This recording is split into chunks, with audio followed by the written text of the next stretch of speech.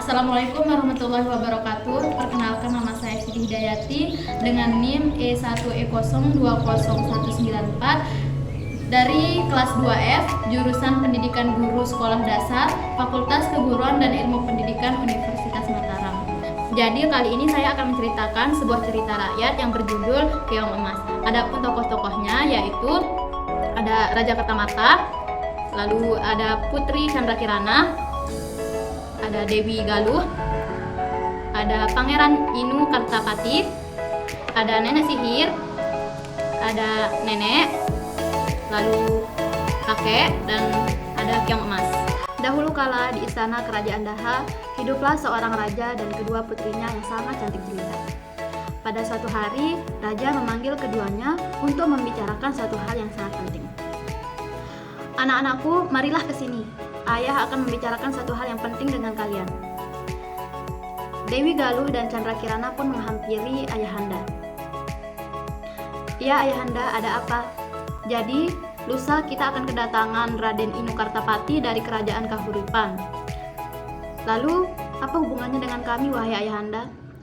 Sebenarnya Ayahanda telah melakukan perjanjian dengan Ayahanda dari Raden Inu Kartapati bahwa Raden Inu akan menikahi salah satu dari putri ayah. Lalu siapakah dia, wahai Ayahanda? Ucap Dewi Galuh. Dia adalah Chandra Kirana, dan ini merupakan keputusan yang tidak boleh diganggu gugat. Chandra Kirana pun merasa senang, sedangkan Dewi Galuh merasa sakit hati dan ia tidak terima dengan hal tersebut. Benarkah demikian, wahai Ayahanda? Ucap Kirana. Benar anakku. Baiklah Ayahanda, terima kasih, aku sangat senang sekali. Ya, sama-sama anakku, mari kita mempersiapkan segalanya. Dewi Galuh yang merasa sangat iri dan dengki kepada Chandra Kirana mulai berniat jahat untuk mencelakainya. Akhirnya dia memiliki ide untuk mengunjungi salah seorang penyihir di gubuk. Sesampainya di gubuk tersebut, Dewi Galuh melihat, "Wahai penyihir, aku butuh bantuanmu. Bisakah kau membantuku?" Ucap Dewi Galuh. "Ya wahai Dewi, apa yang bisa aku bantu? Apa yang harus aku lakukan? Aku ingin kamu mengubah Chandra Kirana menjadi sosok yang sangat menjijikkan, sehingga dia tidak bisa menikahi Raden Inu Kertapati." "Baiklah Dewi, aku akan menyihirnya menjadi sosok yang sangat jelek, sehingga dia tidak bisa menikahi Raden Inu Kertapati." "Baik, terima kasih wahai penyihir, aku sangat mengandalkanmu. Kalau begitu, aku akan pulang, dan ini imbalanmu. Dan jangan lupa kabari aku kalau Chandra Kirana sudah kau sihir." "Baik Dewi." Dewi Galuh pun pergi. Keesokan harinya, Chandra Kirana datang ke pasar untuk membeli bahan-bahan yang dibutuhkan untuk keperluan penyambutan Raden Inu Kertapati besok. Dan setelah pulang, Chandra Kirana pun melewati sebuah hutan, dan di sana dia melihat seorang nenek yang buruk rupa. Nenek tersebut menghalangi jalannya, sehingga dia tidak bisa dengan cepat untuk pulang.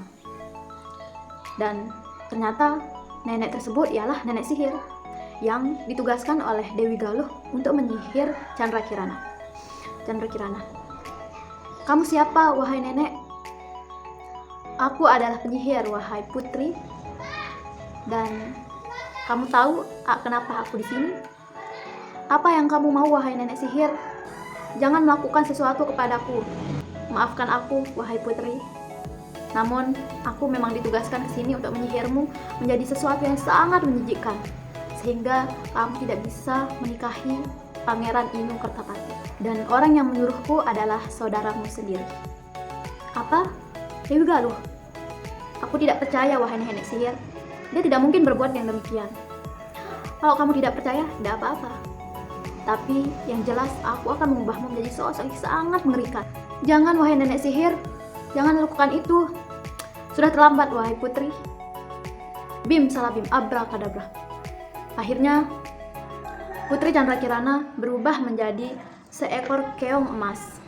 "Hahaha.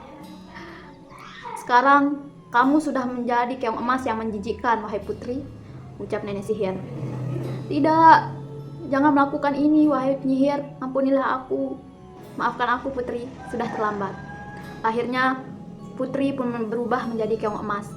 dan penyihir pun melemparkannya ke dalam sungai. Pada suatu hari, seorang nenek tua sedang mencari ikan dengan jala. Kemudian keong emas tersangkut di dalamnya. Oh, keong emas yang sangat cantik, aku akan membawanya pulang. Sesampainya di rumah, nenek pun meletakkan keong emas di sebuah ember. Lalu nenek kembali.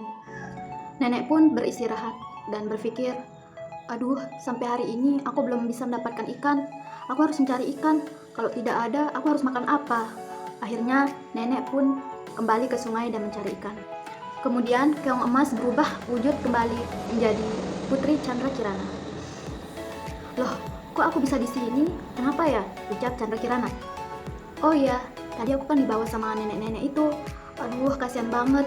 Dari tadi pagi dia udah cari ikan tapi belum dapat. Lebih baik aku memasakkan untuknya.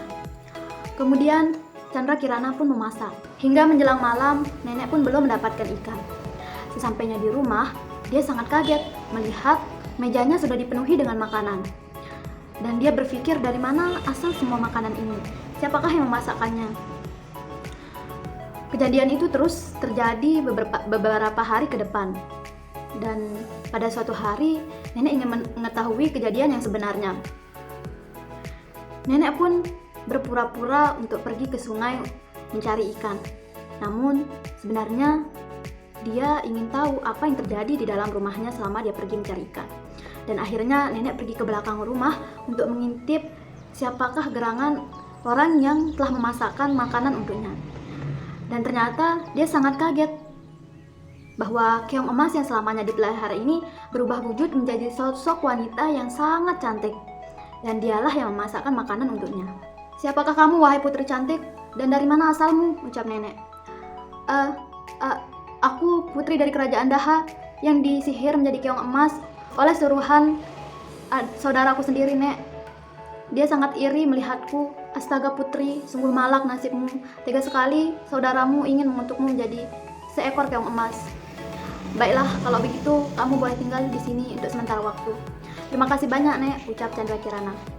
Pangeran Inu yang mengetahui bahwa Chandra Kirana telah menghilang dari istana, dia pun merasa sangat sedih. Dan dia pun berupaya dengan segala cara untuk bisa menemukan Putri Chandra.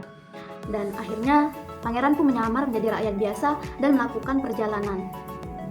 Mengetahui hal tersebut, nenek sihir menjadi marah. Dan dia pun menjelma menjadi seekor gagak hitam untuk mengarahkan pangeran agar dia tidak bisa bertemu dengan putri. Pangeran pun mulai berjalan di tengah hutan. Akhirnya dia bertemu dengan gagak tersebut. Dan dia mulai mengikuti arahan yang diberikan oleh burung gagak. Namun sudah lama perjalanan, dia belum juga menemukan Putri Chandra Kirana. Di tengah perjalanan, Pangeran Inu bertemu dengan seorang kakek yang terlihat sangat kelaparan. Tolonglah aku, nak, aku sangat kelaparan, ucap kakek. Raden Inu pun memberikan sebagian makanannya kepada kakek tersebut. Lalu kakek ini berkata, wahai pangeran, janganlah kau ikuti gagak tadi. Sesungguhnya dia mengarahkanmu kepada jalan yang salah. Kamu tidak akan bisa menemukan putri. Benarkah, kek? Lalu apa yang harus aku lakukan? Kakek itu pun menjawab, kamu telusuri saja sungai ini. Nanti kamu akan bertemu dengan sebuah desa, yakni desa Dadapan. Baiklah kalau begitu, kek. Terima kasih banyak. Baik, pangeran. Pangeran pun mulai menelusuri sungai itu. Dan di tengah-tengah perjalanan, dia melihat sebuah pondok. Dan dia berpikir, sepertinya aku bisa beristirahat di sana sebentar. Di pondok itu, aku sudah merasa sangat capek. Akhirnya, Pangeran Inu pun beristirahat di sebuah pondok. Akhirnya, Raden Inu sampai di pondok tersebut. Dia pun mengetuk pintu. Tok tok tok, permisi, apakah ada orang di dalam? Ucap pangeran. Iya, sebentar, kata Putri Chandra. Lalu putri pun membukakan pintu. Pangeran, Chandra, benarkah kamu Chandra? Ucap pangeran. Iya, pangeran. Kenapa pangeran bisa di sini? Wahai putri, aku sudah berhari-hari mencarimu. Dan akhirnya aku pun bertemu denganmu. Lalu, di balik itu, nenek mendengar percakapan mereka. Siapakah itu, wahai Kirana? Siapa anak muda itu? Ucap nenek. Oh nenek, ini adalah Pangeran Inu dari kerajaan Kahuripan. Dia adalah pangeran yang aku selalu ceritakan dulu. Dan sekarang dia datang untuk menjemputku pulang, Nek. Namun, aku tidak bisa meninggalkan nenek sendirian di sini. Tidak apa-apa, wahai Putri Kirana. Kamu pulanglah ke istana. Tapi, Nek, dan pangeran pun berkata, kalau begitu, nenek ikut saja ke kerajaan. Kita tinggal bersama di sana. Dan akhirnya, pangeran membawa Putri Candrakirana dan nenek ke istana. Sesampainya di istana, mereka disambut baik oleh raja, dan mereka juga menceritakan semua hal yang terjadi. Demikian juga dengan Dewi Galuh yang telah menyuruh seorang nenek sihir untuk mengutuk Candrakirana menjadi seekor keong emas.